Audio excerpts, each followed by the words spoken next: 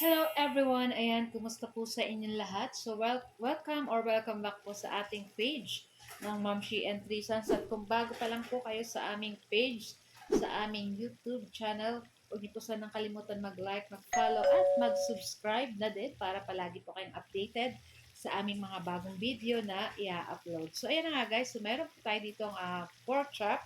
Ayan, so yung ating pork chop guys ay binabad ko or pig marinate ko sa patis, kalamansi, bawang, at paminta. Ayan. So, binabad ko lang siya ng mga 30 minutes or mga isang oras para mas manood po sa lasa ng pork yung ating pagprito nitong ating pork chop. Ayan.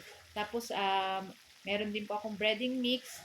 Nahaluan ko po ng harina para maging crispy lalo yung ating pork chop. Siyempre, pag nagprito po tayo nito, dapat ay medyo marami-rami ang mantika. Ayan, medyo dapat deep fry siya ng ganyan. Tama na po yung ganyan. Ayan. So, maluluto naman. But medyo maninipis lang naman yung ating pork chop dyan. Ayan.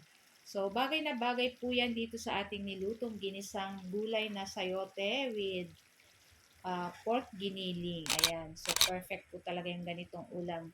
Ginisang gulay or ginataang gulay. Tapos may pritong isda or pork chop or fried chicken. Ayan. So, ayan na yung ating nilutong first batch na pork chop. Ayan.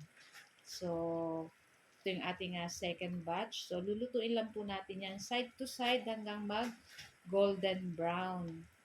So, ayan, sa ating mga new followers ng Mamshi and Trisons, ayan, madali na po tayo maging 12,200 na followers. Ayan, thank you so much, guys. And sa mga lagi po nagsisend ng star, thank you so much po. Ayan.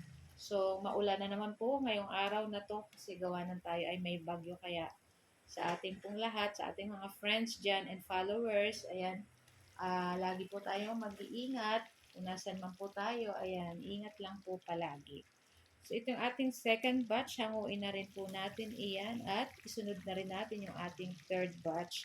So, sa isang kawalit, 3 piraso lang yung nilalagay natin dito. Gawa ng pangit po pag super crowded yung ating pork chop din kasi medyo matagal maluto. Ayan, dapat 3 lang para madali natin maluto yung ating mga pork chop. Ayan. So, ilang minuto lang ay luto na rin to guys at ready na rin po kaming kumain itong ating napakasarap na crispy fried pork chop. Kung di nyo pa natatry yung ganito guys, itry nyo na rin po. So guys, ito lang po ang aming video today at sana po yung nag-enjoy kayo. Huwag nyo po sanang kalimutan mag-like, comment, at pa-share na rin po ng ating video. So guys, thank you for watching and see you next video. Ciao! Yummy!